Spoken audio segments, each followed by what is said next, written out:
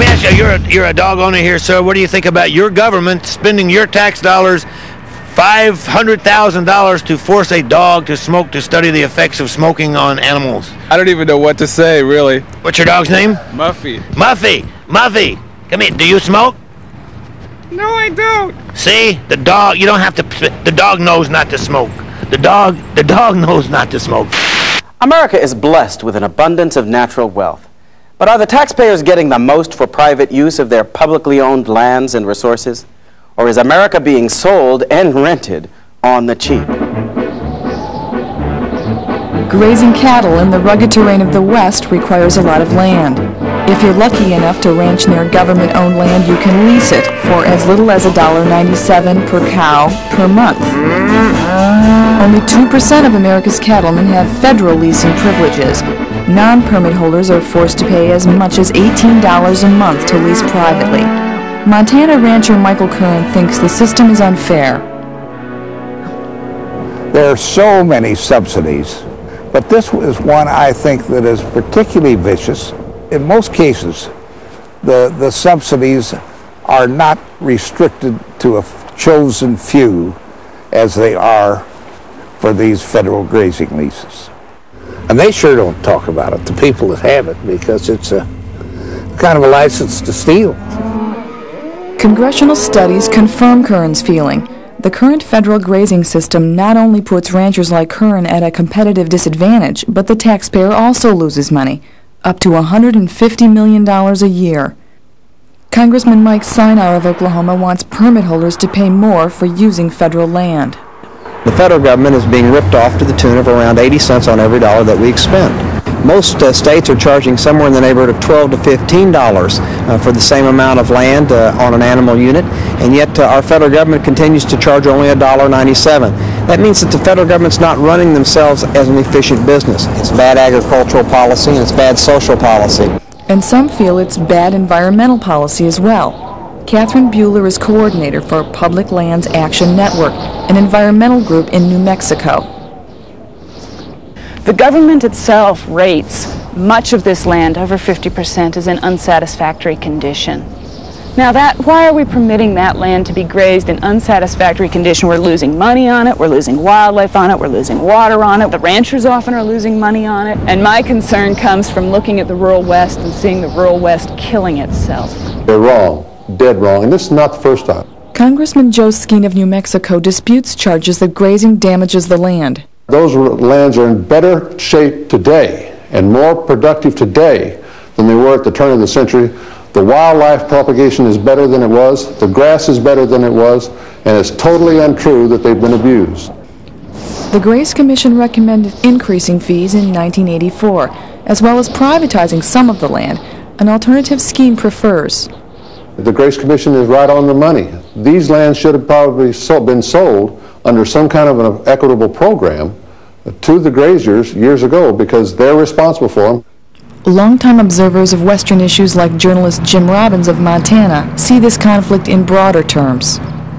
You are seeing the beginning of a whole different way of thinking about public lands in the West, and I do think that if ranchers don't change, they'll find themselves in a great deal of trouble.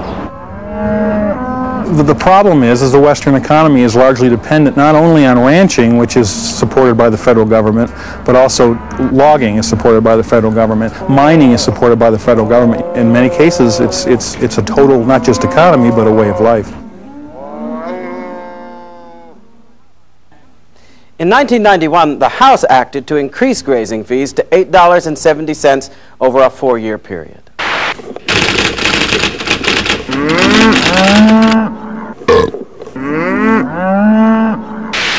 Passing a $1 trillion federal budget is a complicated, chaotic, and sometimes conspiratorial process. This presents some legislators with an engraved invitation to make pigs of themselves, courtesy of the American taxpayers. We call this federal feeding frenzy pork barrel politics. The National Park Service is charged with preserving our national treasures, places like Yosemite, the Grand Canyon, and Yellowstone. And one of their newest acquisitions is Steamtown. This abandoned rail yard in Scranton, Pennsylvania has drawn fire from historians. They say that Steamtown is actually the little pork barrel project that could, and that taxpayers have been railroaded. The motivation in this case obviously was purely political rather than historical. The Steamtown collection is widely recognized in the community of railroad historians as a quite inferior collection.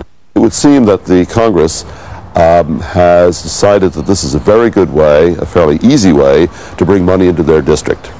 Behind-the-scenes maneuvers by Pennsylvania Congressman Joseph McDade transformed this failing tourist trap into a national park in 1986. It has since cost taxpayers over $43 million.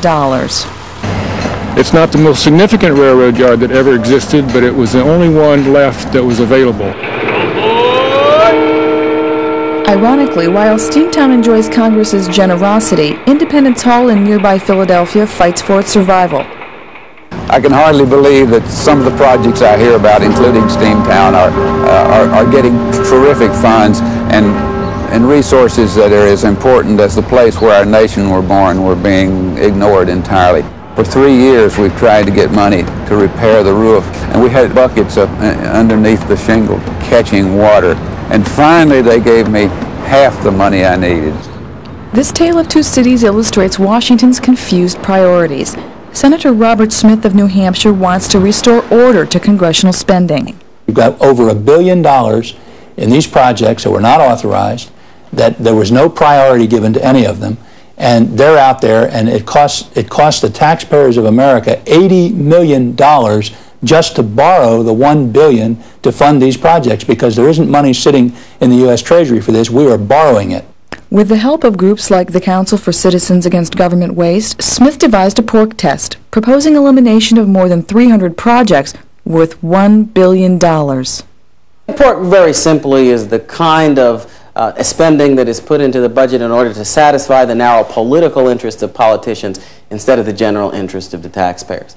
Here's an economy in a recessionary time, and people are struggling to make ends meet, some people losing their jobs. This kind of money should not be wasted in this government. Smith's efforts have touched a nerve on Capitol Hill. It's a very ugly process around here. It gets ugly, it gets nasty. It's come back to me that there may not be any projects for New Hampshire now if this keeps up, for example. Fine, that's good, because I thrive on that kind of controversy, because I'm going to take that right out to the American people. Anytime you want to change something, the powers that be are going to try to oppose you. They're going to try to work you over. At least I can put my head on the pillow at night and say I tried. To date, Senator Smith's porkbuster bill is still bottled up in committee. No hearings have been scheduled, and meanwhile, the process continues in the 1992 appropriations bills. Talking about governmental waste, they spent like $650 for screwdrivers, $800 for hammers. And then the IRS, speaking of screwdrivers, the IRS tells me I owe them $28,000 in taxes. I sent them a Black & Decker skill saw. I told them to keep the change.